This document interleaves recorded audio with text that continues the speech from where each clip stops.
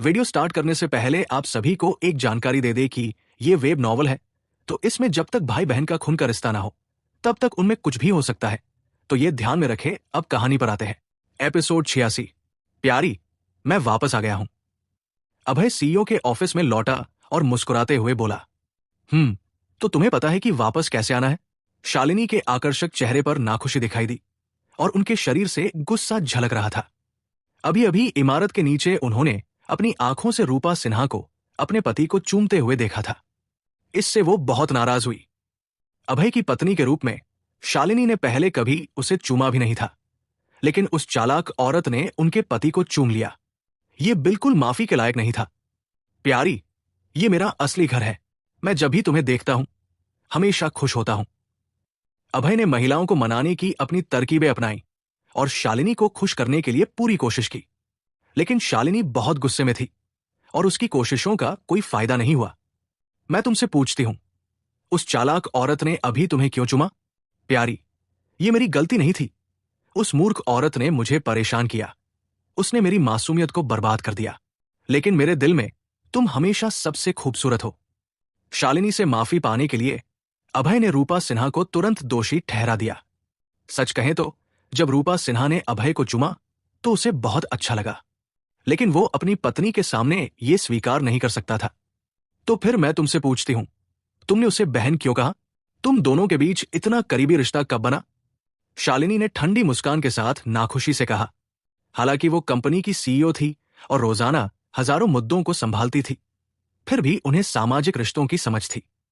शालिनी ने सुना था कि बहुत से खास रिश्ते, जैसे भाई बहन, कभी कभी बहुत करीब हो जाते हैं।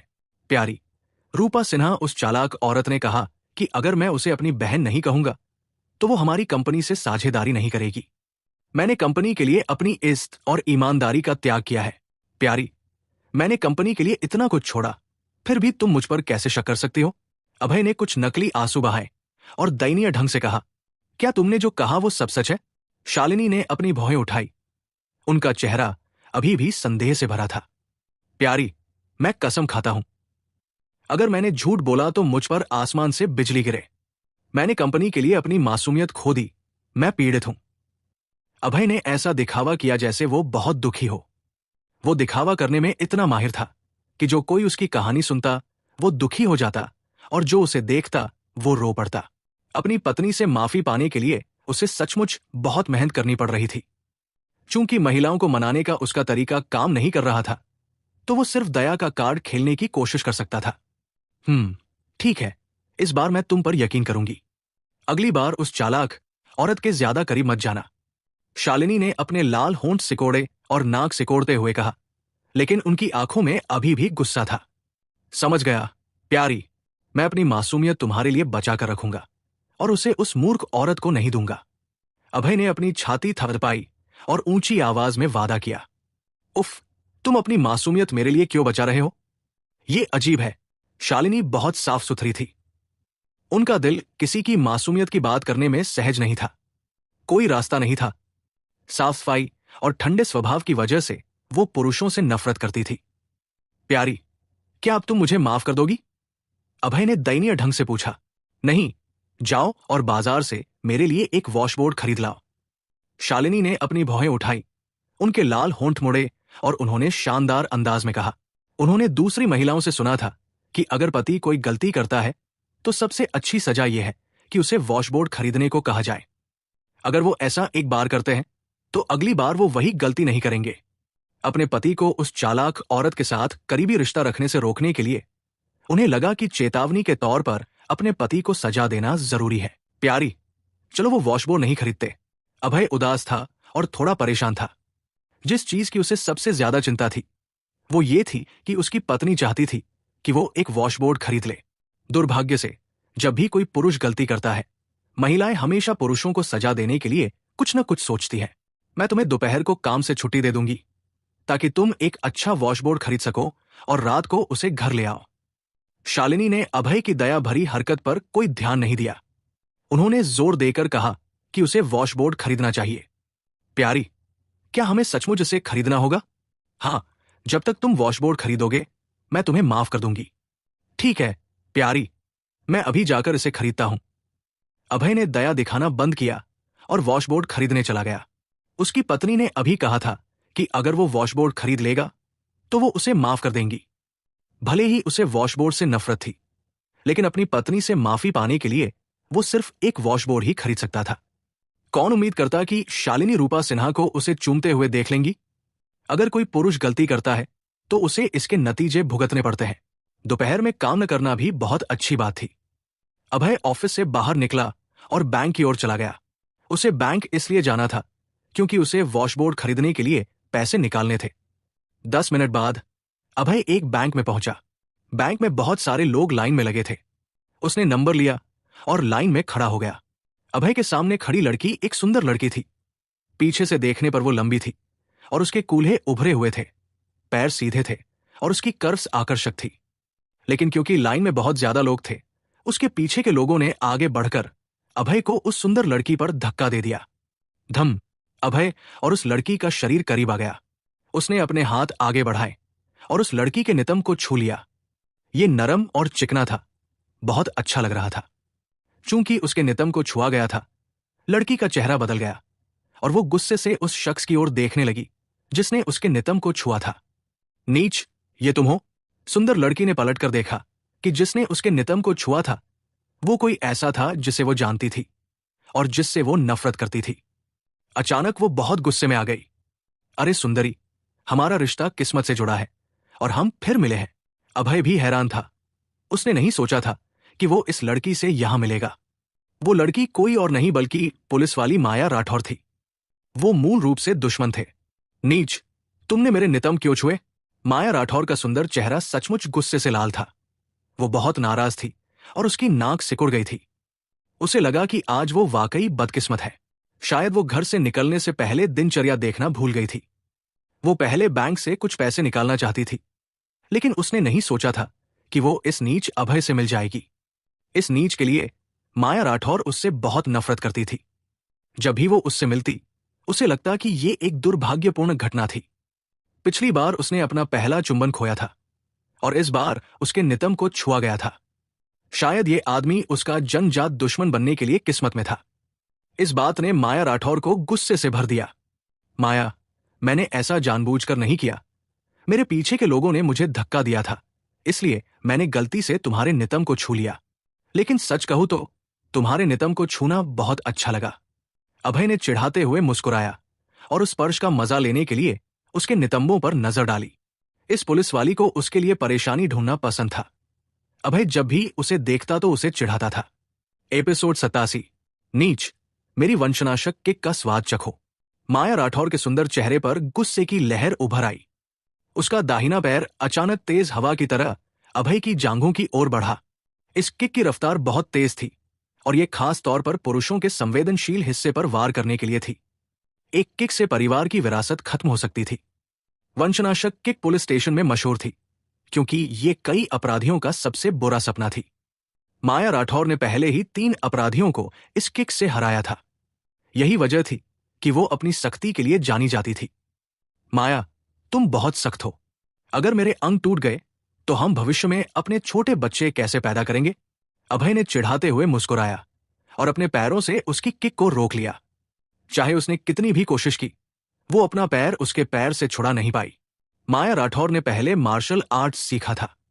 हालांकि वो 3 से 5 गुंडों का आसानी से मुकाबला कर सकती थी, लेकिन जब वो अभय से मिली तो वो हार गई।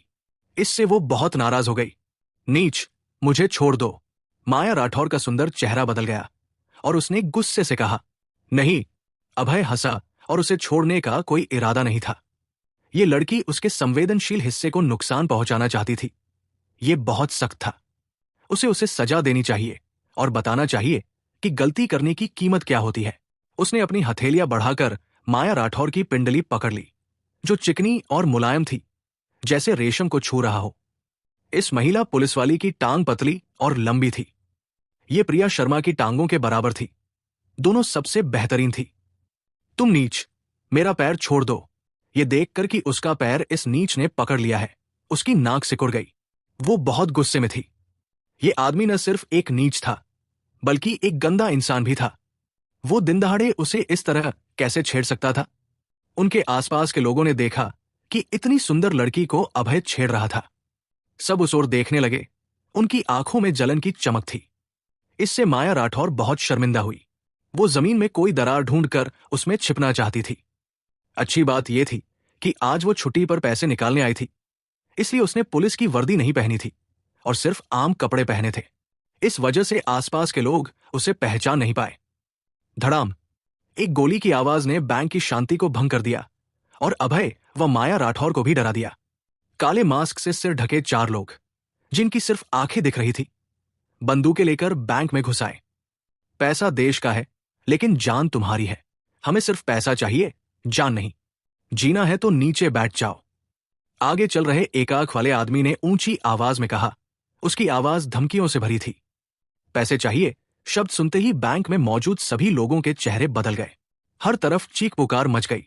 अरे, लुटेरे हैं, सब भागो। नीली पोशाक पहने एक महिला चिल्लाती हुई बाहर की ओर भागी। अरे, क्या तुम्हारी हिम्मत भागने की है? एक आंख वाले उस आदमी ने गुस्से में कहा और अचानक अपनी पिस्तौल से गोली चला दी। गोली नीली पोशाक वाली महिला के पैर में लगी, जिससे वो जमीन पर गिर पड़ी और अब उठ नहीं पा रही थी। नीली पोशाक वाली महिला चीख पड़ी क्योंकि उसके पैर से खून बह रहा था और जमीन का एक बड़ा हिस्सा लाल हो गया था। जमीन खून से सन गई थी और यह बहुत डरावना लग रहा था। चिल्लाते रहो, अगर चिल्लाए तो मैं तुम्हें गोली मार दूंगा। एक आंख वाले आदमी ने नीली पोशाक वाली महिला के सिर पर अपनी बंदूक तान दी। डर के मारे उसका चेहरा सफेद पड़ गया और अब वो कुछ भी कहने की हिम्मत नहीं कर पा रही थी। उसे डर था कि अगर उसने और कुछ कहा तो वो वहीं मर जाएगी। हालांकि उसके पैर में अभी भी दर्द था, लेकिन अपनी जान की तुलना में पैर का दर्द सहन करने लायक था। जो भी आगे भागेगा उसे मैं गोली मार दूंगा। एक आंख वाला आदमी खतरनाक मुद्रा में था और अपने आसपास के सभी लोगों को धमका रहा था। चारों लुटेरों के हाथों में हथियार और उनकी सख्ती देखकर सब डर से कांप उठे। किसी की हिम्मत नहीं हुई कि वो एक और शब्द बोले। सब नीचे बैठ गए और अपना सिर पकड़ लिया। पैसे निकालो। एक आंख वाले लड़के ने एक थैला निकाला और डेस्क पर ठंडे स्वर में कहा। बाकी 3 लुटेरे दरवाजे पर खड़े होकर हॉल में मौजूद सभी लोगों पर नजर रख रहे थे। चारों लोगों के हाथों में बंदूकें थी। हर कोई डर से कांप रहा था और समझ नहीं पा रहा था कि क्या करे। भाई, ये पैसे हैं। डेस्क पर बैठी अधेड़ उम्र की महिला ने कांपते हुए सारे पैसे निकाल दिए। बंदूक की धमकी की वजह से उसे पैसे निकालने पड़े। अगर वो ऐसा नहीं करती तो मर जाती। जीने का यही उसका एकमात्र रास्ता था। चारों लुटेरे पूरी तरह प्रशिक्षित थे। ये साफ था कि उन्होंने पहले से उस जगह की जांच कर ली थी।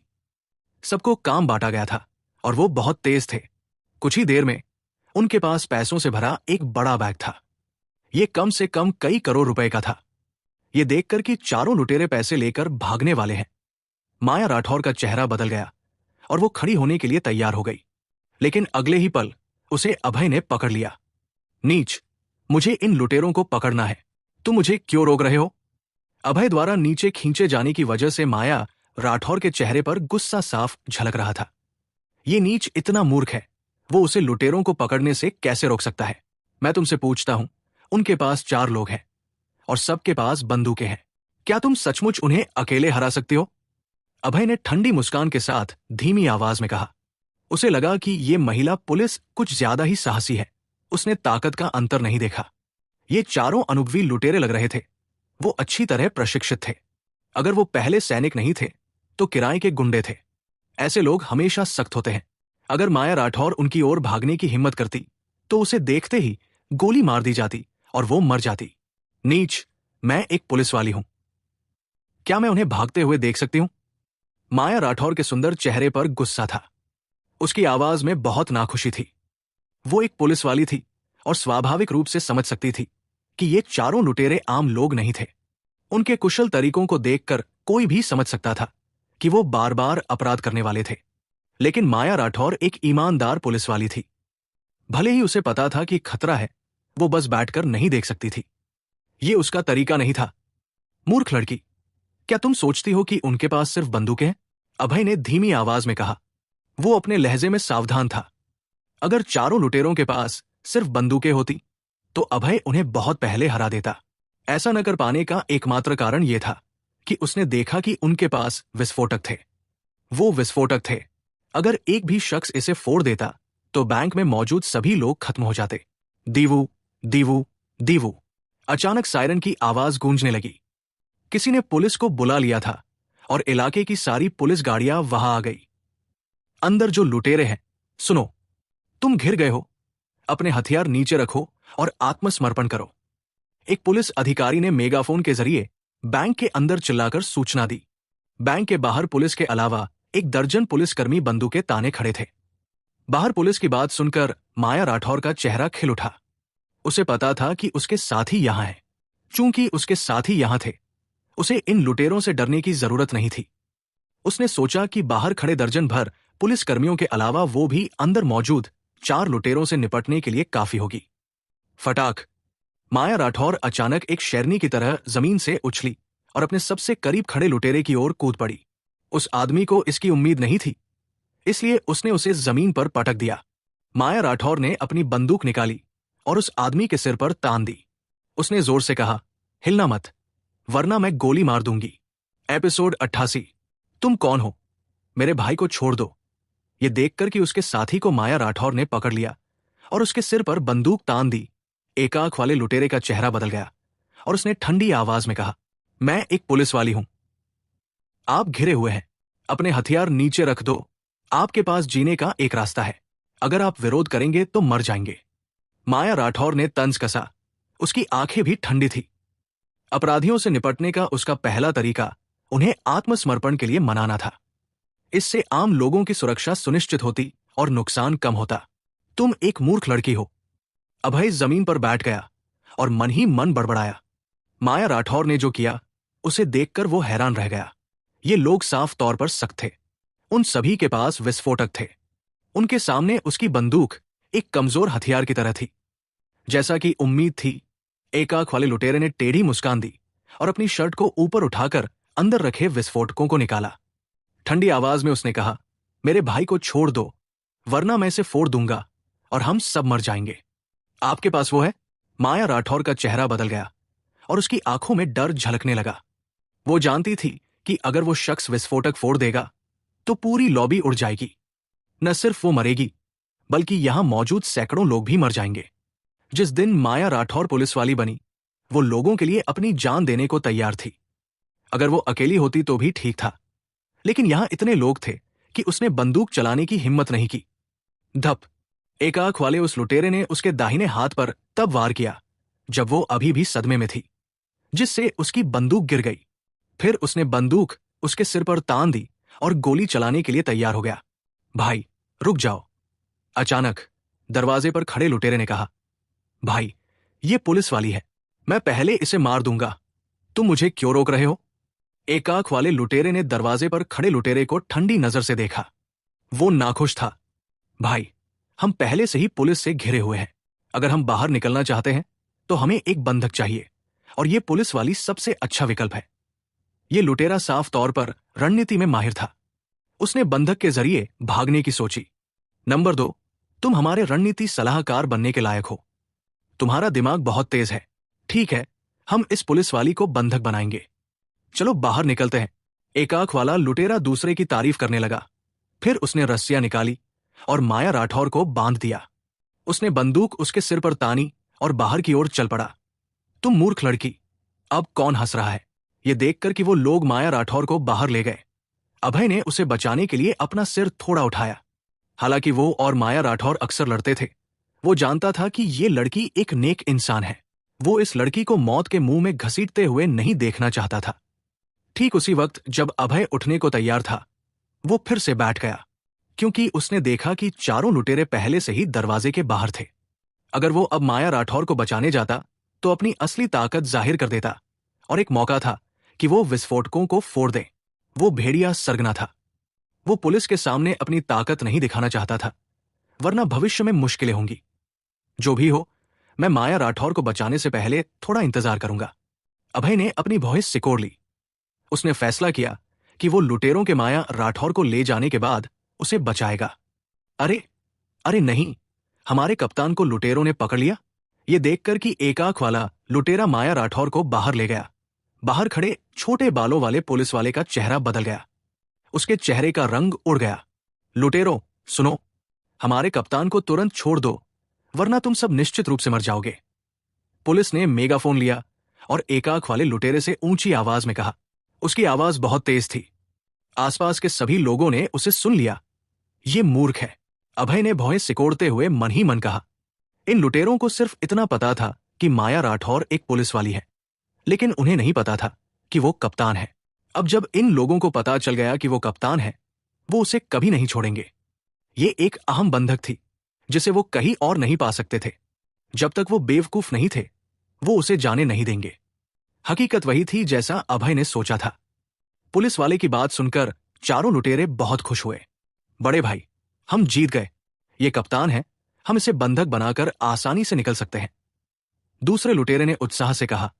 बिल्कुल, अब हम सुरक्षित हैं। बड़ा भाई भी उत्साहित था। उसने सोचा भी नहीं था कि उसके हाथ में इतना बड़ा शिकार है।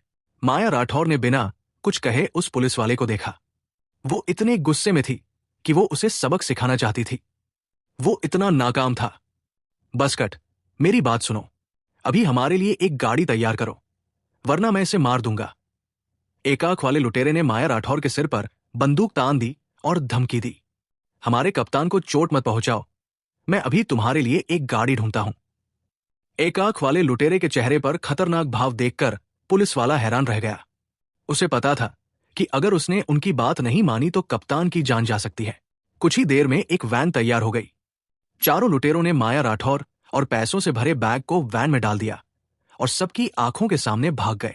सभी यूनिट ध्यान दे, लुटेरे स्काई रिवर रोड पर एक सफेद वैन में है।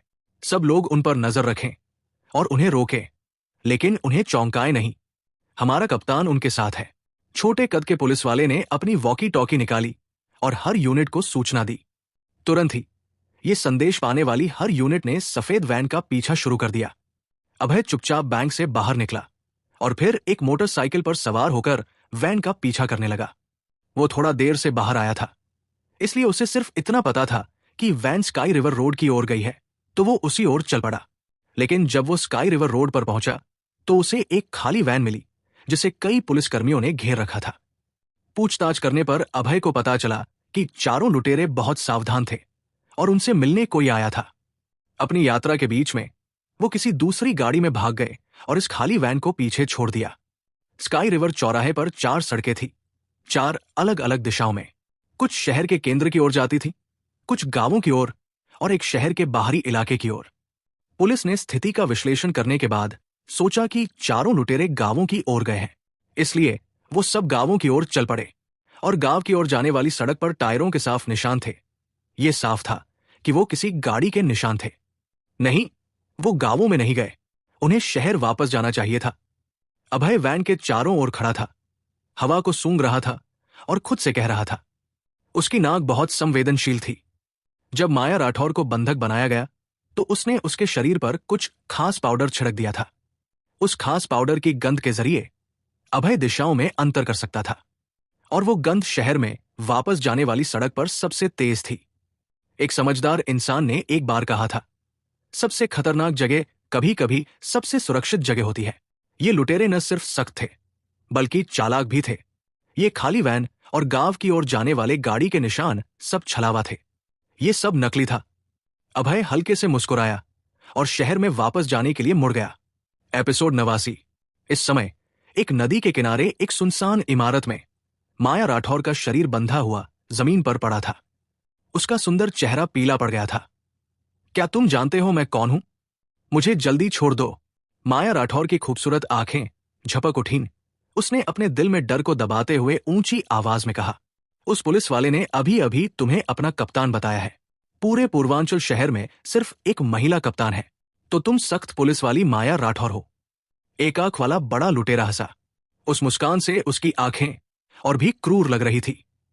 वो एक अपराधी था जिसने पूर्वांचल शहर में कई बार कानून तोड़ा था और शहर की पुलिस फोर्स को अच्छी तरह जानता था। मुझे याद आया, तुम एक आंख वाला ड्रैगन हो, पूर्वांचल शहर का सबसे वांछित अपराधी। माया राठौर को अचानक याद आया कि पिछले 1 महीने में पूर्वांचल शहर में एक अपराधी था जो सोने की दुकानों, मॉल और बैंकों की डकैती में माहिर था। ये एक आंख वाला लुटेरा सख्त था और उसके निशाने साफ थे। हर बार जब वो डकैती खत्म करता कोई ना कोई उससे मिलने आता और वो सफलतापूर्वक भाग निकलता। माया राठौर की नजर थोड़ी स्थिर हुई और उसने देखा कि एक अधेड़ उम्र का शख्स खाली कमरे में खड़ा था। ये वही शख्स होगा जो एक आंख वाले ड्रैगन और बाकियों से मिला था। विक्रम, क्या ये तुम हो? माया राठौर ने उस अधेड़ उम्र के शख्स को पहचान लिया जिसके चेहरे पर निशान था। वो 0 डिग्री बार का मालिक विक्रम था। 0 डिग्री बार व्यवसाय के नाम पर गैरकानूनी गतिविधियों में लिप्त था। कुछ वक्त पहले माया राठौर ने बार की जांच की थी, लेकिन वहां लोगों ने उसे नशीला पदार्थ दे दिया था और वो अपनी इज्जत लगभग खो बैठी थी। अभय ने ही उसे बार में बचाया था।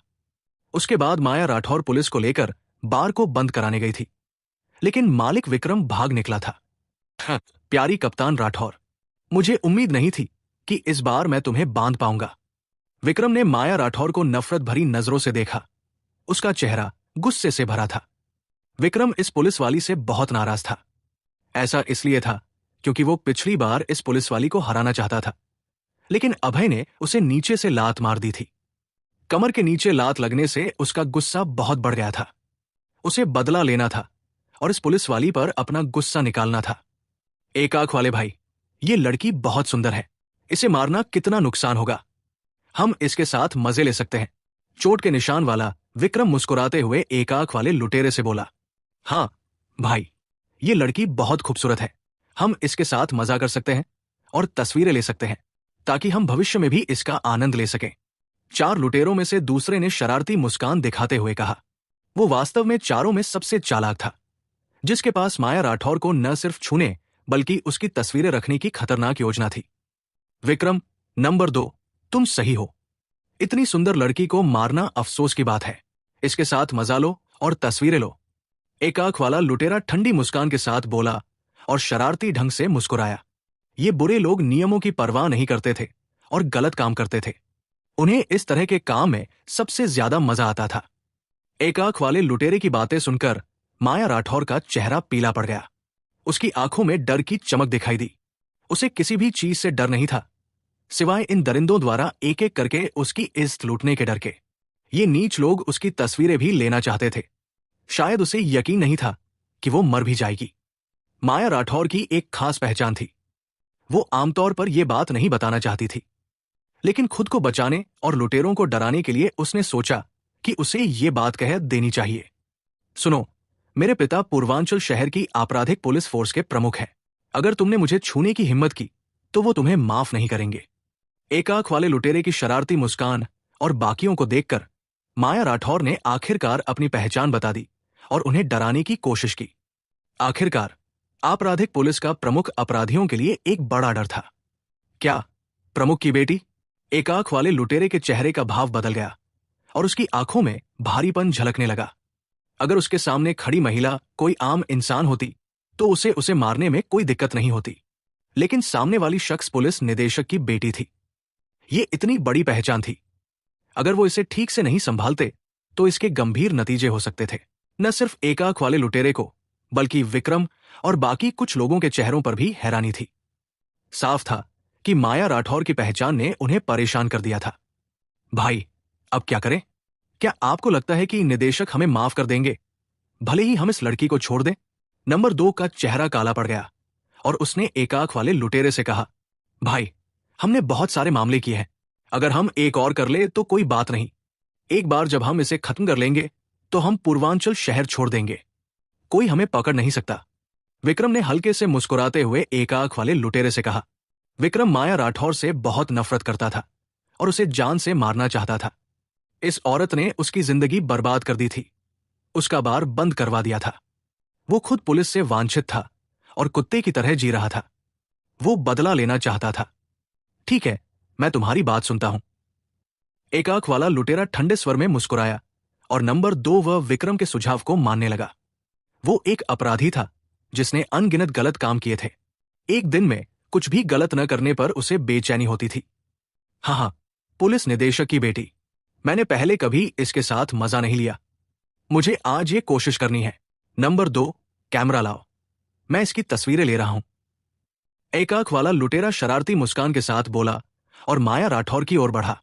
अरे रुको, मेरे पिता निदेशक तन्मय राठौर हैं।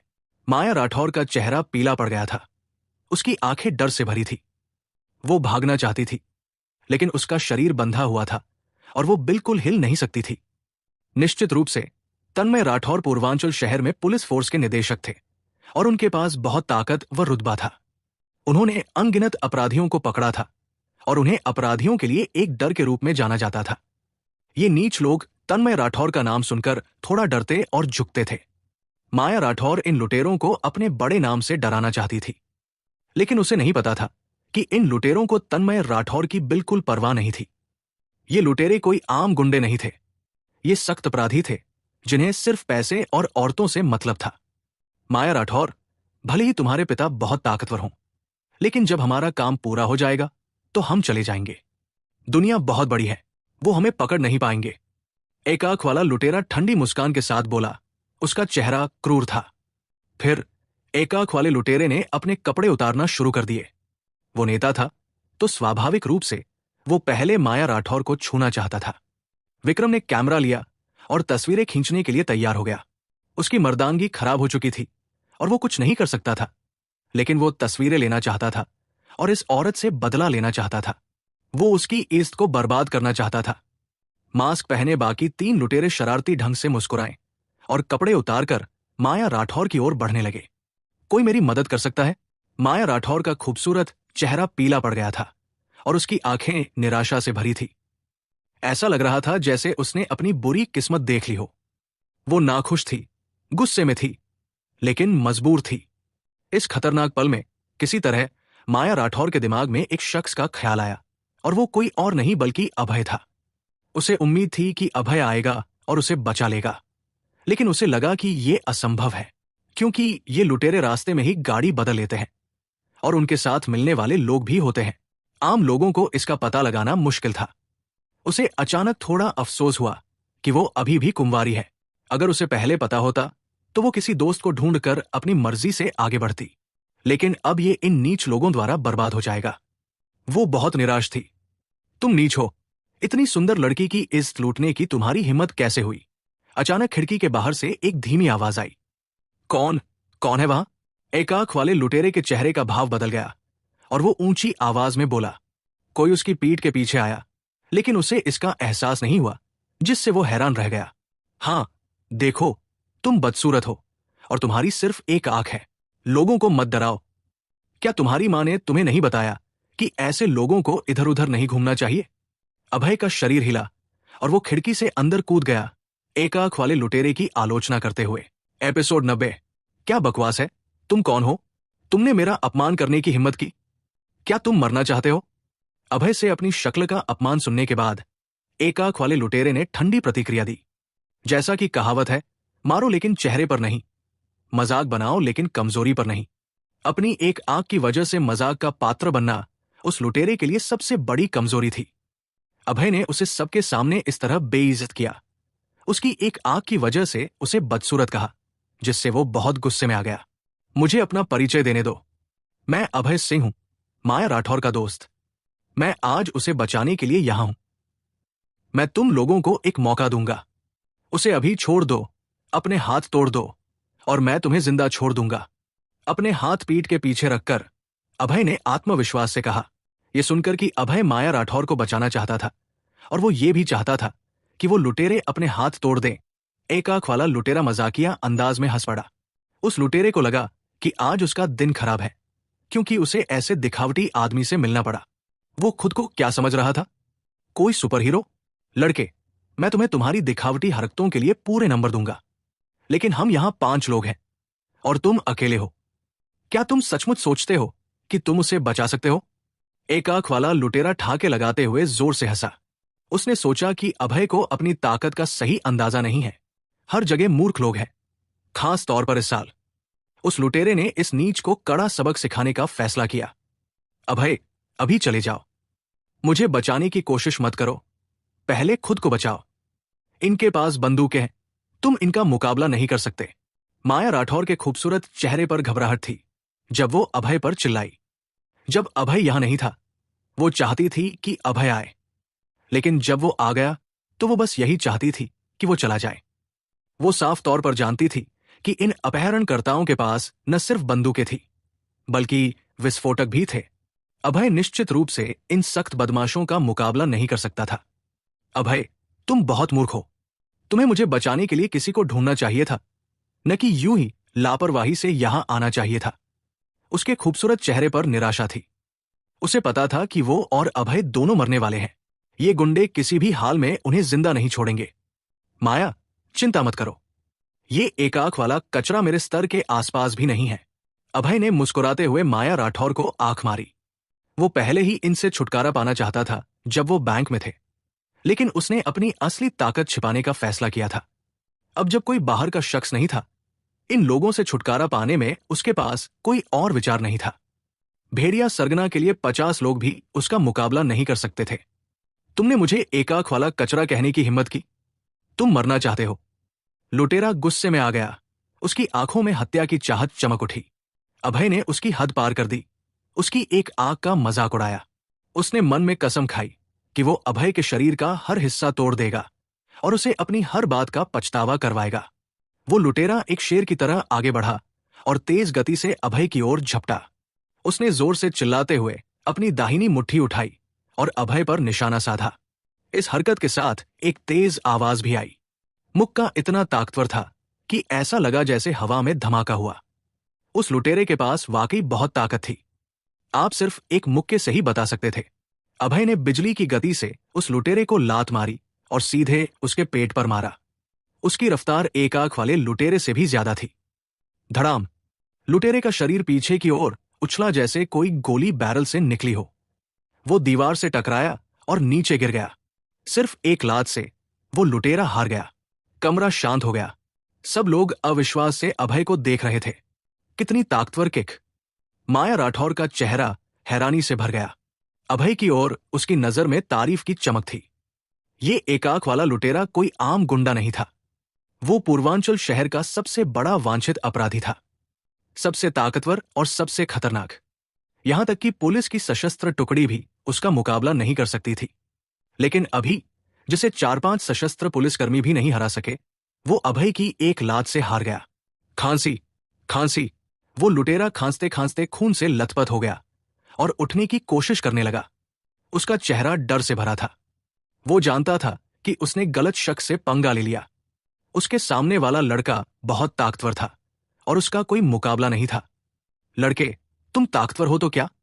बंदूक मेरे पास है। उसने अपनी बंदूक निकाली और अभय को मारने के इरादे से उस पर तान दी। क्या तुम सोचते हो कि तुम्हारे पास बंदूक है तो मैं डर जाऊंगा? अभय ने उस लुटेरे के हाथ में बंदूक देखकर मजाक उड़ाया और उसकी ओर चल पड़ा। मूर्ख! चूंकि तुम मरना चाहते हो तो मैं तुम्हारी इच्छा पूरी करूंगा। उसने ट्रिगर खींचा और उसमें से निकली गोली सीधे अभय की ओर चली। अभय, सावधान रहो!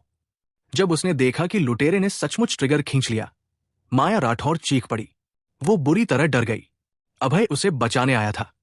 अगर उसे कुछ हो गया तो वो अपनी बाकी जिंदगी अपराध बोध में बिताएगी, भले ही वो बच जाए।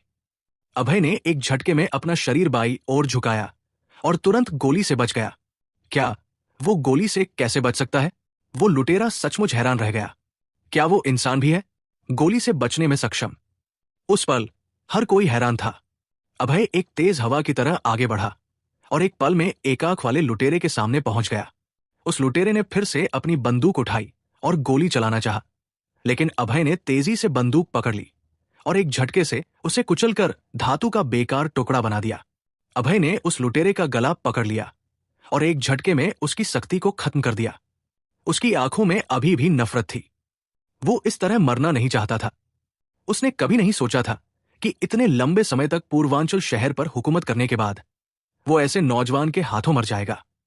बड़ा भाई मर गया, हमें उसका बदला लेना है। इस आदमी को मार डालो। बाकी 3 लुटेरों ने अपनी बंदूकें निकाली और अभय पर गोली चला दी। गोलियां भले ही तेज थी, लेकिन अभय की रफ्तार से कम थी। जैसे कोई जादू हो, अभय तीनों लुटेरों के सामने प्रकट हुआ, अपना चाकू निकाला और 3 बार वार किया। धड़ाम, धड़ाम, धड़ाम! तीनों लुटेरे जमीन पर गिरते ही अपनी गर्दन पकड़कर बैठ गए। उनकी गर्दन से खून बहकर जमीन पर गिर गया। शैतान! ये निश्चित रूप से एक शैतान था। तभी उस घायल लुटेरे को अचानक अभय की याद आई। वो वही था जिसने बार में उसके साथी को हराया था। वो शख्स जिसने उसके दर्जनों आदमियों को बर्बाद कर दिया था।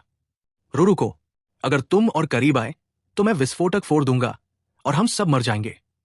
घायल लुटेरे ने अपना लाइटर निकाला और अपनी शर्ट ऊपर उठाई। वो हकलाते हुए अभय को धमका रहा था।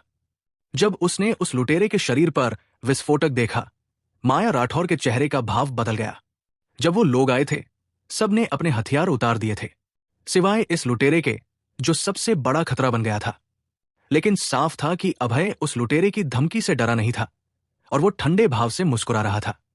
भेड़िया सरगना के सामने विस्फोटकों के साथ खेलना मरने की कोशिश करने जैसा था। फट! अभय का चाकू अचानक बाहर निकला और एक झटके में घायल लुटेरे के गले पर जा लगा। फुस! उसके गले से खून बहने लगा। वो जमीन पर गिर पड़ा। उसका चेहरा अभी भी डर से भरा था। मरने से ठीक पहले उसके मन में बस एक ही विचार था कि वो लड़का एक शैतान था। ये बहुत खतरनाक था। चाकू की रफ्तार गोली से भी तेज थी। ज्यादा वक्त नहीं बीता कि अभय ने सभी 5 लुटेरों को मार डाला। अभय ने अपना चाकू निकाला, उस पर लगा खून पोंछा और माया राठौर की रस्सियां काटने में मदद की। धन्यवाद, माया राठौर ने आभार से कहा। उसकी आंखें जटिल भावनाओं से भरी थी। वो एक बार अपने सामने खड़े इस आदमी से नफरत करती थी। उसे लगता था कि वो एक बुरा इंसान है, एक ऐसा गुंडा जिसे कोई शर्म नहीं है। अब उसे एहसास हुआ कि वो कितना असाधारण है। वो साफ तौर पर जानती थी कि अगर वो नहीं होता तो उसकी इज्जत लुटती और फिर उसे मार दिया जाता। इस आदमी ने न सिर्फ उसकी जान बचाई, बल्कि उसकी गरिमा की भी रक्षा की। यही वजह थी कि वो उसकी इतनी आभारी थी। एपिसोड 91। माया, ये पहली बार है जब तुमने मुझे थैंक्स कहा। कहीं ऐसा तो नहीं कि तुम अब मुझसे प्यार करने लगी हो? अभय सिंह ने मजाकिया लहजे में कहा। जब माया राठौर पहले उससे मिलती थी तो उसका मूड हमेशा खराब रहता था। वो उसे गुंडा या बदमाश कहकर बुलाती थी। आज उसने खुद से थैंक्स कहा। यह सचमुच पहली बार था। लगता है मेरे लुक्स ने माया के दिल में कुछ हलचल मचा दी। अभय ने मन ही मन तंज कसा। बदमाश, प्यार करने की बात तो तुम्हारे दिमाग में चल रही है। माया को अभी अभी अभय के लिए थोड़ा अच्छा लगना शुरू हुआ था और उसने एक झटके में सब खराब कर दिया। उसने अच्छे से थैंक्स कहा था, लेकिन इसने कह दिया कि वो उस पर फिदा हो गई है। क्या घटिया इंसान है। माया, लड़ाई भी एक तरह का प्यार है। ताने मारना भी मोहब्बत की निशानी है। जितना तुम मुझे गाली दोगी, उतना ही तुम्हारा प्यार गहरा होगा। अभय ने हल्की सी स्माइल दी और इस सख्त पुलिस वाली के साथ फ्लर्ट करना जारी रखा। उसे पता था कि जब माया को बंधक बनाया गया था तो वो बहुत डर गई थी। वो उसका ध्यान भटकाने के लिए फ्लर्ट कर रहा था। वो नहीं चाहता था कि माया डरी रहे। ये सेहत के लिए ठीक नहीं था। बदमाश, अगर तुमने मेरे साथ और बदतमीजी की तो मैं तुम्हें पीट दूंगी। माया राठौर ने अपनी छोटी छोटी मुक्कियां हवा में लहराई और धमकी दी। अब उसे समझ आ गया था कि ये लड़का बस उसे गुस्सा दिलाने के लिए यहां था। उसे पता था कि माया को उससे थोड़ा लगाव हो गया है, फिर भी वो उसके साथ खिलवाड़ कर रहा था। उसने अपने चारों तरफ बंधी रस्सियों को फेंक दिया, लेकिन जैसे ही वो उठने की कोशिश करने लगी, वो लड़खड़ा गई और जमीन पर गिर पड़ी। आउच! उसकी भौहें सिकुड़ गई और चेहरा पीला पड़ गया। उसने अपने पैर को हाथों से पकड़ लिया, दर्द को कम करने की कोशिश करने लगी। उसका शरीर इतनी देर तक बंधा रहा था कि खून का दौरा ठीक से नहीं हो पा रहा था। अचानक उठने की वजह से उसके टखने में चोट लग गई।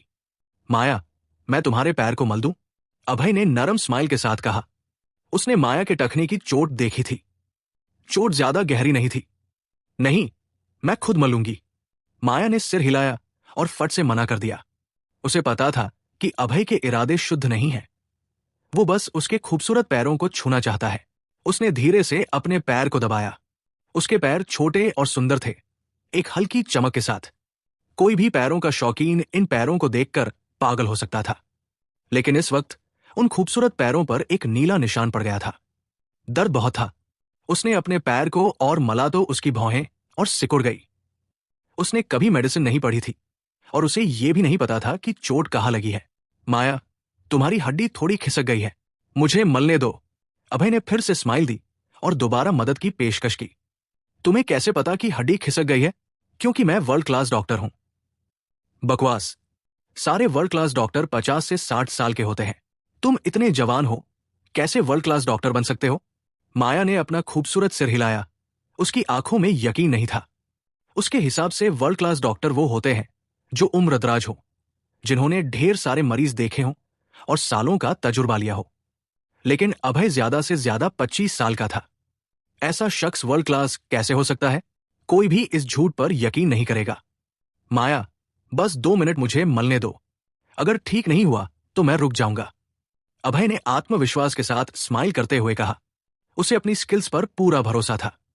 ठीक है, इस बार तुम पर भरोसा करती हूं। उसके कॉन्फिडेंट चेहरे को देखकर माया ने अपनी भौहें उठाई और एक बार भरोसा करने का फैसला किया। जितना वो अपने टखने को मल रही थी, दर्द उतना ही बढ़ रहा था। और चूंकि वहां सिर्फ वो 2 लोग थे, उसने अभय पर भरोसा कर लिया। टेंशन मत लो, बस 2 मिनट। अभय ने स्माइल दी और माया का पैर खींचकर अपनी जांघ पर रख लिया।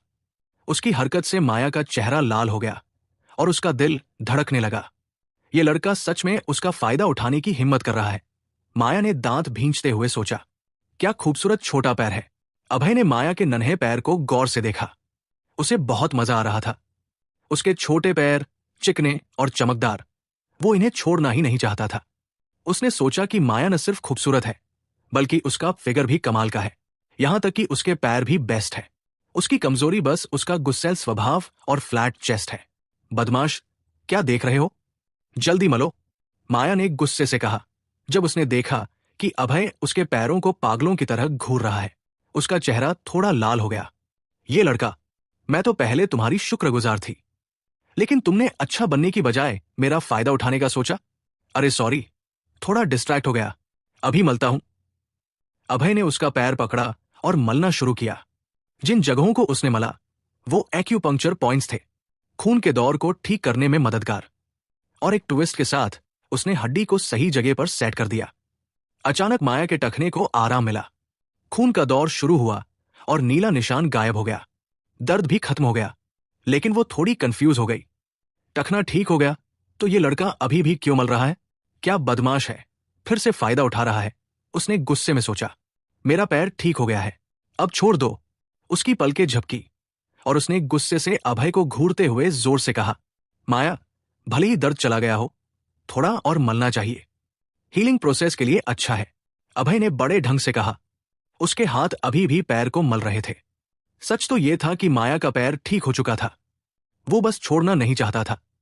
ऐसे खूबसूरत पैर मौका कैसे छोड़ दे? बदमाश, माया ने गुस्से से बड़बड़ाया और अपना दाया पैर छुड़ा लिया। चूंकि टखना ठीक हो गया था, वो नहीं चाहती थी कि अभय उसका फायदा उठाए। भले ही पैर को अच्छा लग रहा था, लेकिन दिल को नहीं। वो उठी, थोड़ा इधर उधर चली और उसे एहसास हुआ कि उसका टखना पूरी तरह ठीक हो गया है। सच में अभय की स्किल्स कमाल की थी।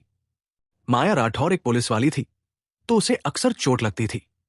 उसे पता था कि ऐसी चोटें हॉस्पिटल में ठीक होने में दिन लगते हैं, लेकिन अभय के हाथों में बस कुछ मिनट लगे। लगता है वो वर्ल्ड क्लास डॉक्टर होने का दावा करके झूठ नहीं बोल रहा था। Ring ring ring. माया ने अपना फोन निकाला और पुलिस डिपार्टमेंट को डायल किया। मैं कप्तान माया राठौर हूं।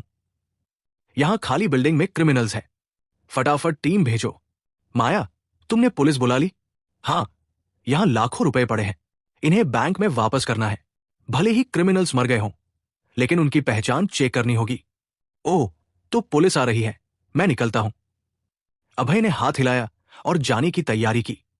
वो अपनी पहचान नहीं खोलना चाहता था। एपिसोड 92। रुक जाओ, तुमने इन बैंक लुटेरों को मारा और बहुत बड़ा काम किया। पुलिस तुम्हें इनाम देगी। अकेले एक आंख वाले ड्रैगन का इनाम 50,000 रुपए है। माया राठौर का चेहरा बदल गया जब उसने अभय को जाते हुए देखा। अभय ने आज उसकी बहुत मदद की थी। उसने न सिर्फ उसकी जान बचाई, बल्कि 5 गुंडों को भी मार डाला। ये सारा क्रेडिट अभय का था। माया, मैंने तुम्हारी जान बचाई, बदले में एक फेवर कर दो। अभय ने हल्की स्माइल दी और कहा, क्या फेवर? बता दो, अगर मेरे बस में हुआ तो कर दूंगी। बहुत सिंपल है, पुलिस को बोल दो कि इन गुंडों को तुमने मारा। मेरा नाम मत आने देना। लेकिन क्यों? तुम्हें इनाम और सम्मान मिलेगा। मुझे इनाम में कोई इंटरेस्ट नहीं। अपनी पहचान नहीं खोलना चाहता, अभय ने शांत लहजे में कहा। उसके पास 1 करोड़ रुपए थे, तो 50,000 की उसे परवाह नहीं थी। ठीक है, मैं तुम्हारा सीक्रेट रखूंगी। माया राठौर ने सिर हिलाया और अभय से वादा किया। हालांकि उसे समझ नहीं आया कि अभय इनाम क्यों नहीं लेना चाहता, लेकिन जब उसने कह दिया तो उसे मानना पड़ा। फिर भी क्रेडिट तो अभय का था। उसे ये शोहरत लेने में थोड़ा अजीब लग रहा था। गुंडों को मारना और बैंक का चुराया पैसा वापस करना बड़ा काम था। ऊपर वाले इसकी खूब तारीफ करेंगे। माया, मैं निकलता हूं। कुछ हो तो मुझे कांटेक्ट करना मत भूलना। अभय ने हल्की स्माइल दी और चल पड़ा। वो बिना किसी बंधन के आजाद स्टाइल में चला गया। थैंक्स। माया ने दिल में अभय को थैंक्स कहा, उसे जाते हुए देखते हुए। भले ही वो उसे बदमाश कहती थी, लेकिन दिल से उसकी बहुत इज्जत करती थी। अगर ये लड़का ना होता तो वो मर चुकी होती। वो अभय के लिए अपनी कृतज्ञता दिल में रख सकती थी और मौका मिलने पर उसे चुकता कर सकती थी। अरे नहीं, मैं तो बीवी का बताया वॉशिंग बोर्ड खरीदना भूल गया। अभय सड़क पर चलते हुए अचानक अपने माथे पर हाथ मारा। उसका चेहरा निराशा से भर गया। आज दोपहर को शालिनी गुप्ता ने उसे छुट्टी दी थी कि वॉशिंग बोर्ड खरीद लाए, लेकिन वो बैंक से कैश लेने गया और माया राठौर व लुटेरों से भिड़ गया। वॉशिंग बोर्ड की बात दिमाग से निकल ही गई। उसने फोन देखा तो रात के 7 बज चुके थे। हिम शिखर कॉरपोरेशन के लोग छुट्टी कर चुके थे और बैंक भी बंद हो गया था। अभय ने कड़वी स्माइल दी और बैंक के बाहर एटीएम की तरफ बढ़ा। उसने 1000 रुपए निकाले और मॉल की ओर चल पड़ा। भैया अभय, आप यहां शॉपिंग करने आए हैं? अभय जैसे ही कारफोर मॉल में घुसा, पीछे से एक हैरान आवाज आई। वो मुड़ा तो देखा एक मोटा लड़का उसे सरप्राइज में देख रहा था। ये मोटा और कोई नहीं, सिक्योरिटी डिपार्टमेंट का हाउ लुओ था, जो अभय का छोटा भाई भी था। हाउ, तुम भी यहां कुछ लेने आए हो? अभय ने स्माइल के साथ पूछा और हाउ के कंधे पर थपकी दी। नहीं भैया, मेरा यहां कुछ काम था। आप इन दिनों क्या कर रहे हैं? कंपनी में दिखते ही नहीं। हाउ लुओ ने अपना सिर खुजाया और स्माइल के साथ पूछा। इन दिनों थोड़ा बिजी हूं। क्यों? कंपनी में कोई मेरे बारे में उल्टा सीधा बोल रहा है? भैया, कंपनी में आपके बारे में खूब गॉसिप होती है, खासकर सिक्योरिटी डिपार्टमेंट में। हाउ, तुम सिक्योरिटी हेड किरण की बात कर रहे हो ना? हाँ भैया, वो सिक्योरिटी हेड आपके बारे में बहुत बकवास करता है। बड़ा गंदा आदमी है। हाउ लुओ ने किरण के बारे में सोचते हुए दांत भींच लिए। भले ही सिक्योरिटी हेड उसका बॉस था, लेकिन उसने अभय की बेइज्जती की थी। हाउ को वो बिल्कुल पसंद नहीं था, लेकिन हाउ सिक्योरिटी डिपार्टमेंट में बस एक छोटा गार्ड था। किरण से गुस्सा तो था, पर कर कुछ नहीं सकता था सिवाय मन में गाली देने के। हाउ, टेंशन मत लो, वो बस एक जोकर है, उसकी परवाह मत करो। अभय ने हल्की स्माइल दी और शांत लहजे में कहा। अभय को किरण और उसके बाप से सख्त नफरत थी, लेकिन वो कंपनी के बड़े लोग थे। उन्हें बस मारपीट से नहीं हरा सकता था, सबूत चाहिए थे। सबसे चालाक लोमड़ी भी अपनी पूंछ दिखा देती है। जब ऐसा होगा, वही उनकी मौत का वक्त होगा। भैया, आप मॉल से क्या लेने आए हैं? मेरी एक सेल्स गर्ल दोस्त है, वो आपके लिए सामान ले आएगी। हाउ लुओ ने लाल चेहरे के साथ मदद की पेशकश की। वाह हाउ, तुम तो पहले से ही किसी हसीना से मिलिए, मुझे उससे मिलवाओ। अभय ने हंसते हुए मजाक किया। मॉल में सारी सेल्स पर्सन लड़कियां होती हैं। जाहिर है हाउ की दोस्त भी लड़की होगी। शायद वो उसे पटाने की कोशिश कर रहा है। पिछली बार ब्रेकअप के बाद से हाउ उदास था। अभय खुश था कि उसने नई शुरुआत की है। उसे अपने इस छोटे भाई की बहुत फिक्र थी। भैया, मैं आपको अभी ले चलता हूं। हाउ लुओ अभय को होम सेक्शन में ले गया। वहां एक 20 से 25 साल की लड़की खड़ी थी। लड़की सुंदर थी, चेहरे पर हल्की झाइयां थी। उसका चेहरा गोल था और फिगर औसत। हाउ के साथ वो ठीक ठाक जोड़ी लग रही थी। रानी, ये अभय सिंह हैं, इन्हें भैया अभय कहना। हाउ लुओ ने उस सुंदर लड़की का हाथ पकड़ा और अभय से मिलवाया। अभय का नाम सुनते ही लड़की की आंखों में कृतज्ञता और घबराहट का मिक्स दिखा। ये लड़की मुझे जानती है। अभय उस लड़की के घबराए और शुक्रगुजार चेहरे को देखकर हैरान रह गया। उसे यकीन था कि उसने इस लड़की को पहले कभी नहीं देखा। फिर ये घबराहट क्यों? रुकिए, हाउ ने इसे रानी कहा। अभय को अचानक याद आया कि उसने कुछ वक्त पहले रॉयल फुट स्पा से एक लड़की को बचाया था, जिसका नाम रानी कुमारी था।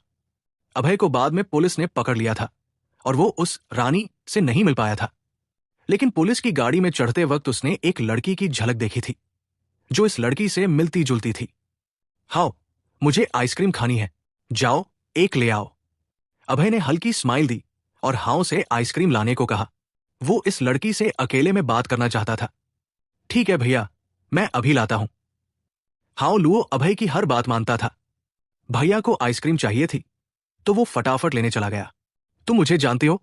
हाउ के जाने के बाद अभय ने हल्की स्माइल के साथ लड़की से पूछा।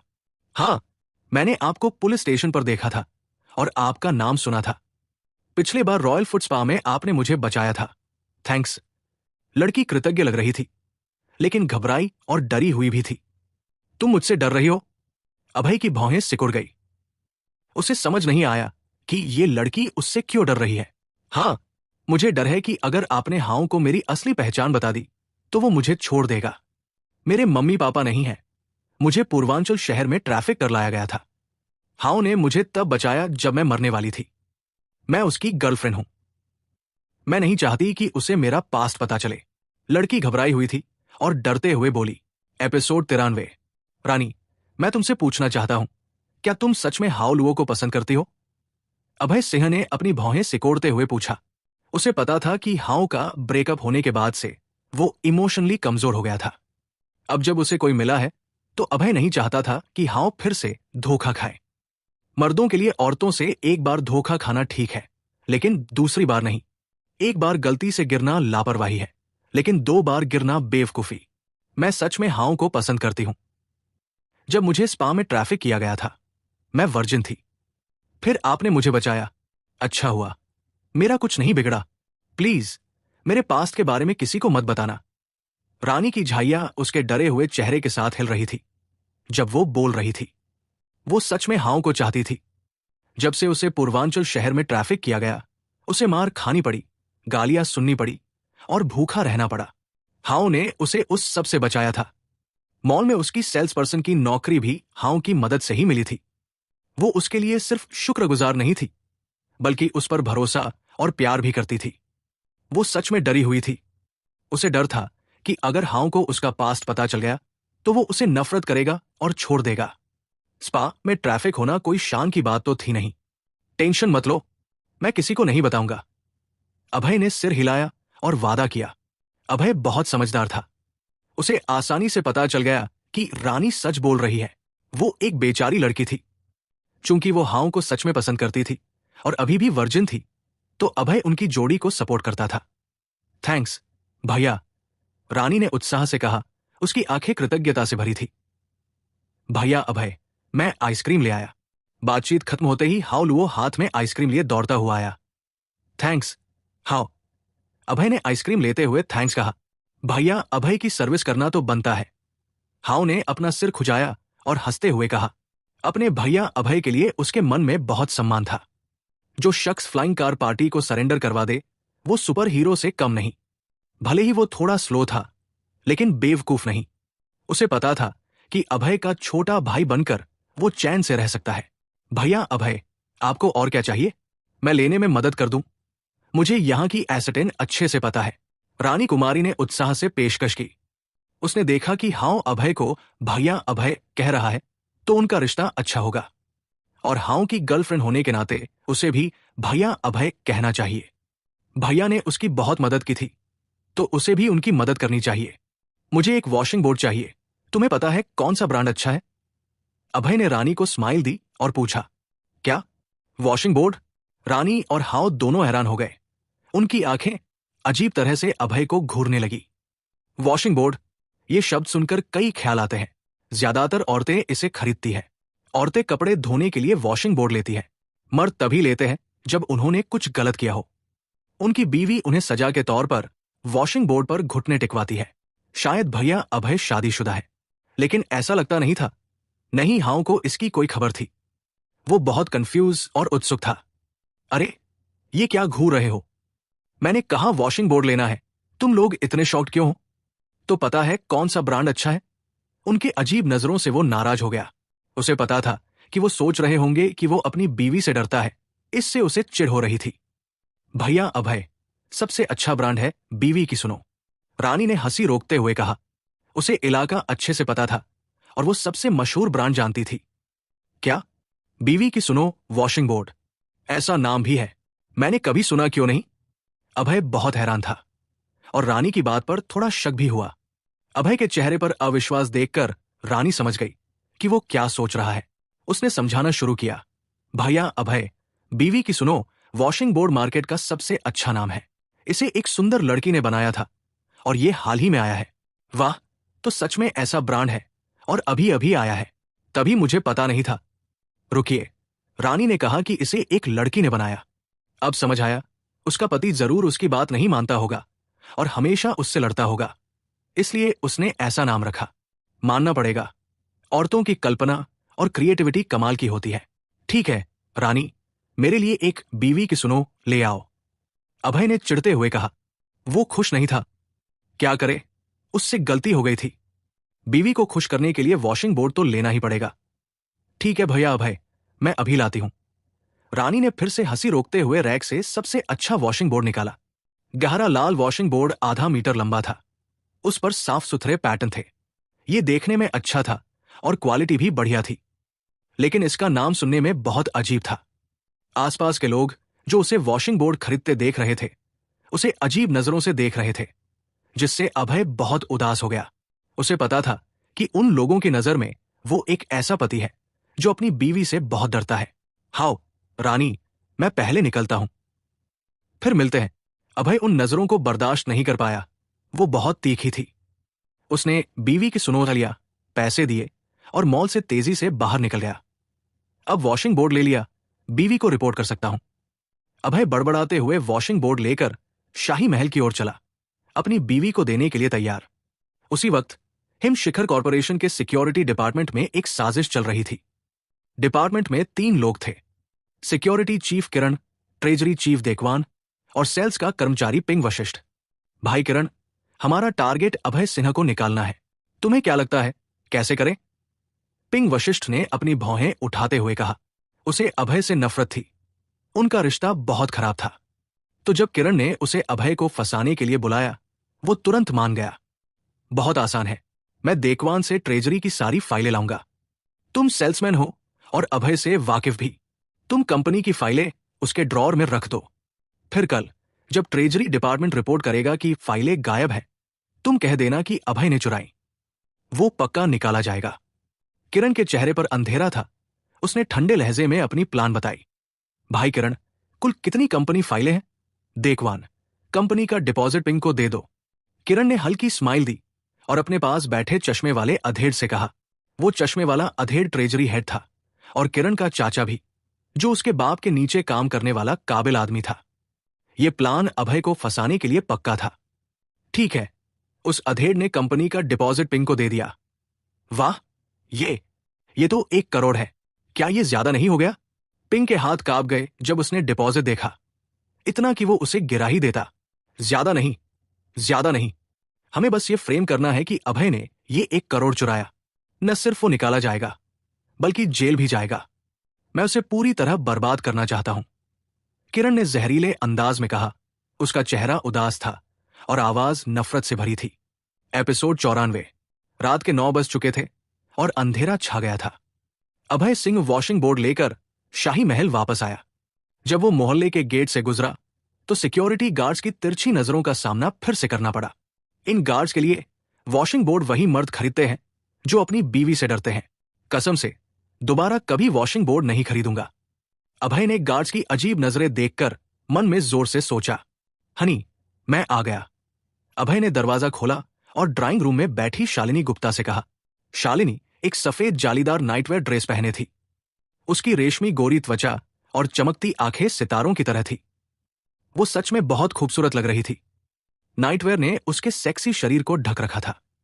उसकी भरी छाती के नीचे पतली कमर और उभरे हुए कूल्हे थे। उसकी लंबी सुंदर टांगें दूध की तरह सफेद थी और नजरें खींच रही थी। रुकिए, मैंने क्या देखा? नाइटवेयर? अभय हैरान रह गया।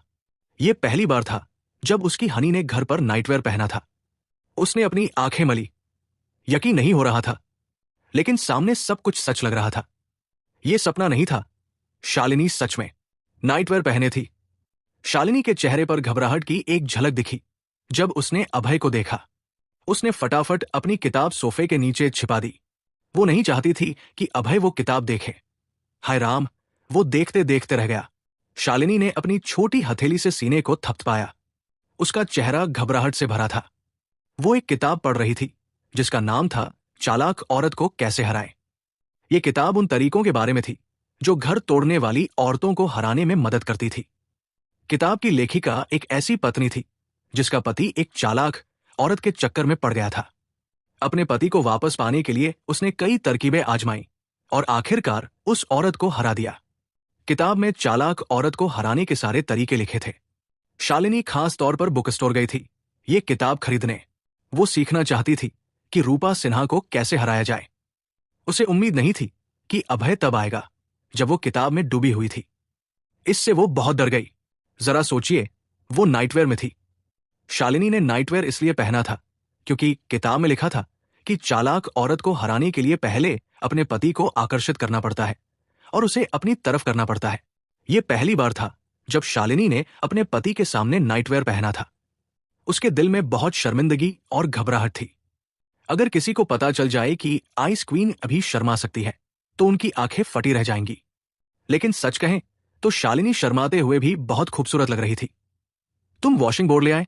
अपने दिल की शर्मिंदगी छिपाने के लिए शालिनी ने फटाफट बात बदल दी और वॉशिंग बोर्ड के बारे में पूछा। किताब में लिखा था कि अगर मर्द से गलती हो जाए तो उसे वॉशिंग बोर्ड पर घुटने टिकवाने चाहिए। उसने अपने पति को सजा देने का फैसला किया था। लेकिन अभय की नजर देखकर शालिनी और शर्मा गई। अभय की नजर गर्म थी, उसकी आंखों में आग थी और वो उसे जैसे अभी लपक लेना चाहता था। शालिनी को पता था कि जालीदार नाइटवेयर पहनने से वो अभय को आकर्षित करेगी, लेकिन उसे इतना बड़ा असर होने की उम्मीद नहीं थी। उसे लगा कि अभय एक भूखा भेड़िया है जो किसी भी पल उस पर झपट सकता है। डियर, मुझे तुम्हारा वॉशिंग बोर्ड देखने दो। शालिनी ने अपने दिल की शर्मिंदगी दबाई और पूछा। हनी, देखो, ये है बीवी की सुनो वॉशिंग बोर्ड। देखो कितना अच्छा है, अभय ने गर्म नजरों से कहा। उसने वॉशिंग बोर्ड लिया और तेजी से शालिनी के सामने आ गया। वॉशिंग बोर्ड कितना भी अच्छा हो, उसकी हनी जितना खूबसूरत नहीं था। उस पल उसे लगा कि शालिनी बहुत गजब की लग रही है। उसके चेरी जैसे होंठ, प्यारी नाक, आकर्षक नजरें, सेक्सी फिगर और भरी छाती ने उसके खून में उबाल ला दिया। अभय ने अपनी नजरें टिकाई और शालिनी की लेसी ब्रा देखी। वो कम से कम 36 डी की थी। काश वो इसे छू पाता, कितना अच्छा होता। डियर, तुम क्या देख रहे हो? शालिनी ने साफ देख लिया कि अभय की नजर कहाँ है। उसका खूबसूरत चेहरा घबरा गया। अभय की नजर थोड़ी डरावनी थी। उसे लगा जैसे उसकी छाती उसकी आंखों से मसली जा रही हो। हनी, मुझे नहीं पता था कि तुम्हें ब्लैक लेस पसंद है, अभय ने गर्मजोशी से कहा।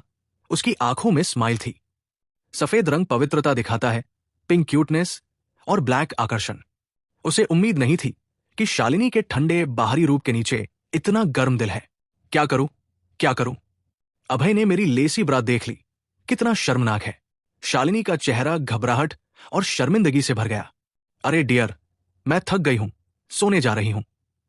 शालिनी अभय की नजर बर्दाश्त नहीं कर पाई और दूसरी मंजिल पर अपने बेडरूम की ओर भाग गई।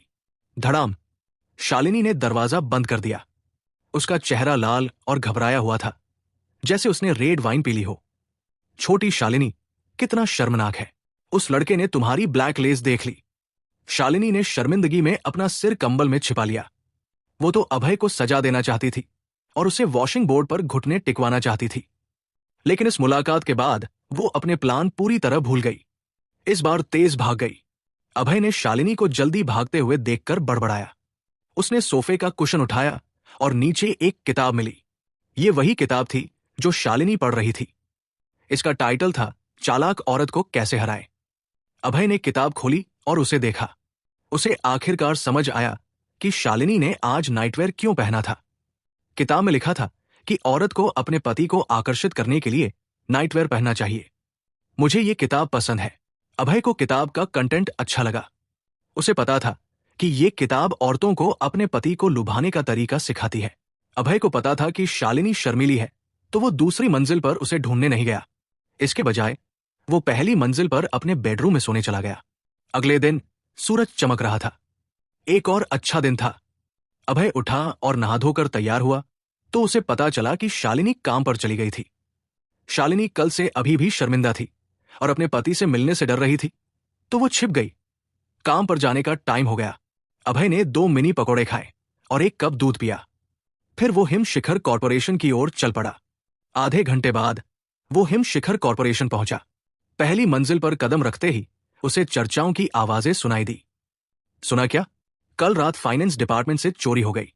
सच में? पता चला कि किसने पैसे चुराए? अभी नहीं, लेकिन वो पैसा हमारी इस महीने की सैलरी का था। अगर चोरी हो गया तो इस महीने पेमेंट नहीं मिलेगी। कमाल है, जिसने भी कंपनी का पैसा चुराया वो मुझे मिल जाए तो छोड़ूंगा नहीं। अलग अलग डिपार्टमेंट के सैकड़ों कर्मचारी इकट्ठा थे और बात कर रहे थे। उनकी आवाजें गुस्से से भरी थी। एपिसोड 95। श्यामली बहन, क्या हुआ? अभय सिंह पहली मंजिल के हॉल में आया और सामने खड़ी सुंदर लड़की के कंधे पर थपकी देकर पूछा। श्यामली वर्मा ने आज हरी ड्रेस पहनी थी। वो अपनी बड़ी आंखों और बर्फ जैसी गोरी त्वचा के साथ बहुत प्यारी लग रही थी। वो जवान और एनर्जेटिक दिख रही थी। भैया अभय, सुना है कि फाइनेंस डिपार्टमेंट का पैसा चोरी हो गया। वो पैसा कर्मचारियों की सैलरी के लिए था। अभी इन्वेस्टिगेशन चल रही है। श्यामली ने अपनी प्यारी नाक सिकोड़ते हुए उदास लहजे में कहा। वो इस महीने की सैलरी का इंतजार कर रही थी ताकि अपनी बीमार मां का हॉस्पिटल में इलाज करवा सके। अब पैसा चोरी हो गया था तो वो जाहिर तौर पर परेशान थी। श्यामली, क्या पता चला कि चोर कौन था? अभय ने भौहें सिकोड़ते हुए पूछा। उसे लग रहा था कि इस घटना में कुछ गड़बड़ है। फाइनेंस डिपार्टमेंट कंपनी का सबसे सिक्योर हिस्सा था। पैसा सेफ में रखा जाता था जहां सिक्योरिटी कैमरे लगे थे। फिर चोरी कैसे हो सकती थी? भैया अभय, सारे कर्मचारी पहली मंजिल के हॉल में इकट्ठा है। सिक्योरिटी डायरेक्टर हर डिपार्टमेंट की तलाशी ले रहा है। श्यामली ने भौहें सिकोड़ते हुए कहा। अभय के दिल में एक अजीब सी आशंका उठी जब उसने सुना कि सिक्योरिटी हेड तलाशी ले रहा है। उसका इंस्टिंक्ट हमेशा सही होता था। उसे लग रहा था कि फाइनेंस डिपार्टमेंट की चोरी कोई साजिश है। 30 मिनट बाद किरण उत्साह से सिक्योरिटी गार्ड्स के साथ पहली मंजिल पर आया। हॉल में सैकड़ों आंखें किरण को घूर रही थी। डायरेक्टर किरण, क्या चोरी हुआ पैसा मिल गया? सेल्स डिपार्टमेंट के पिंग वशिष्ठ ने जोर से पूछा। वो सबसे पहले बोला। साथियों, मुझे फाइनेंस डिपार्टमेंट का गायब डिपॉजिट मिल गया है। किरण ने अभय की तरफ अंधेरे से देखा और सैकड़ों लोगों से कहा। डायरेक्टर किरण, कहां मिला? क्या किसी ने चुराया था? पिंग वशिष्ठ ने भौं उठाकर पूछा। वो फिर से सबसे पहले बोला। उसने किरण के साथ ये सब पहले से प्लान किया था। वो अभय को फंसाने की साजिश रच रहे थे। उनके 2 मकसद थे। पहला, अभय को फंसाकर निकालना। दूसरा, उसे जेल भेजना। मुझे फाइनेंस डिपार्टमेंट का गायब डिपॉजिट सेल्स डिपार्टमेंट के अभय सिंह के ड्रॉर में मिला। इसने कंपनी का पैसा चुराया। किरण ने अभय की तरफ इशारा किया और जोर से कहा। उसकी आवाज तेज थी क्योंकि वो चाहता था कि कंपनी का हर शख्स उसकी बात सुने। चोरी हुआ पैसा सभी कर्मचारियों की सैलरी था। अगर कर्मचारी गुस्सा हो गए तो वो सीईओ से अभय को निकालने की मांग करेंगे। शालिनी गुप्ता चाहे कितनी भी सख्त और प्रोटेक्टिव क्यों न हो, उसे सैकड़ों कर्मचारियों की भावनाओं का ध्यान रखना पड़ेगा। किरण का प्लान क्रूर था। वो अभय को बर्बाद करना चाहता था। क्या? मुझे पता था कि कुछ अच्छा नहीं होने वाला। तुम्हारी हिम्मत कैसे हुई कि मैंने कंपनी का पैसा चुराया? अभय को बहुत गुस्सा आया। उसे पहले से पता था कि किरण नीच इंसान है और बदला लेगा, लेकिन उसे उम्मीद नहीं थी कि वो इतना गिरेगा और सैकड़ों कर्मचारियों के सामने उसे फंसाएगा। डायरेक्टर किरण, इल्जाम लगाने के लिए सबूत चाहिए। मैंने कंपनी का पैसा नहीं चुराया। तुम बिना सबूत मुझे बदनाम नहीं कर सकते। अभय ने भौहें सिकोड़ते हुए ठंडे लहजे में कहा। अगर बाहर होता तो अभय एक किक से किरण को उड़ा देता, लेकिन अभी सैकड़ों लोग उनके चारों तरफ थे। वो सिर्फ हिंसा पर भरोसा नहीं कर सकता था। अगर उसने किरण को पीटा तो लोग कहेंगे कि उसने गिल्ट की वजह से ऐसा किया। फिर अपनी बेगुनाही साबित करना नामुमकिन हो जाता। इसलिए वो अपनी अक्ल से काम लेगा, मुक्कों से नहीं। अभय सिंह, क्या तुम सबके साथ सेल्स डिपार्टमेंट चलने की हिम्मत रखते हो? किरण ने ठंडी स्माइल के साथ जोर से पूछा। क्यों नहीं? अभय ने सिर हिलाया और शांत लहजे में कहा। कहते हैं ना, बेगुनाह को डर नहीं लगता। उसने पैसा नहीं चुराया था तो उसे किसी जांच से डर नहीं था। थोड़ी देर बाद अभय और बाकी लोग सेल्स डिपार्टमेंट पहुंच गए। अभय सिंह, बता, तुम्हारी डेस्क कौन सी है? किरण ने अंधेरे से स्माइल करते हुए जोर से पूछा। नंबर 19 मेरी डेस्क है। अभय ने डेस्क नंबर 19 की तरफ इशारा करते हुए कहा। पिंग वशिष्ठ, जाओ और डेस्क नंबर 19 का ड्रॉर खोलो, सबको दिखाओ। किरण ने पिंग की तरफ इशारा किया और उसे अभय की डेस्क खोलने को कहा। हां, डायरेक्टर किरण। पिंग ने हल्की स्माइल दी और तेजी से डेस्क नंबर 19 की तरफ बढ़ा। पिंग ने अपने बाएं हाथ से अभय का ड्रॉर खींचा। फाइनेंस डिपार्टमेंट का 1 करोड़ का डिपॉजिट उसके ड्रॉर में पड़ा था। पैसा सबकी आंखों के सामने चमक रहा था। सोचा भी नहीं था कि अभय सिंह ने सच में कंपनी से 1 करोड़ चुराया। इतना हैंडसम दिखता है, नहीं पता था कि चोर है। ये 1 करोड़ हमारी सैलरी का पैसा है। अभय ने इसे चुराने की हिम्मत की। इसे निकालना चाहिए। हाँ, अभय सिन्हा को निकालो। आसपास के लोग जोर जोर से बात करने लगे। सब चाहते थे कि अभय को निकाला जाए और उसे गालियां देने लगे। इस पल अभय सबका दुश्मन बन गया था, जिससे हर कोई नफरत कर रहा था। सीईओ आ गई। अचानक किसी ने चिल्लाया और सब चुप हो गए। सबकी नजरें शालिनी गुप्ता पर टिक गई। शालिनी का चेहरा ठंडा और खूबसूरत था। उसकी त्वचा बर्फ जैसी गोरी थी। उसके चेहरे पर एक भी दाग नहीं था। वो भगवान की बनाई मूर्ति जैसी लग रही थी। उसने नीला सूट पहना था जो उसके सुंदर शरीर को ढक रहा था। उसकी भरी छाती और लंबी टांगे उसे सफेद परी की तरह बना रही थी, जो सबकी नजरें खींच रही थी। उसे फाइनेंस डिपार्टमेंट की चोरी के बारे में पहले से पता चल गया था। वो यहां नतीजे देखने आई थी। डायरेक्टर किरण, आप सिक्योरिटी हेड हैं और कंपनी की सुरक्षा के जिम्मेदार हैं। क्या पता चला कि कंपनी का पैसा किसने चुराया?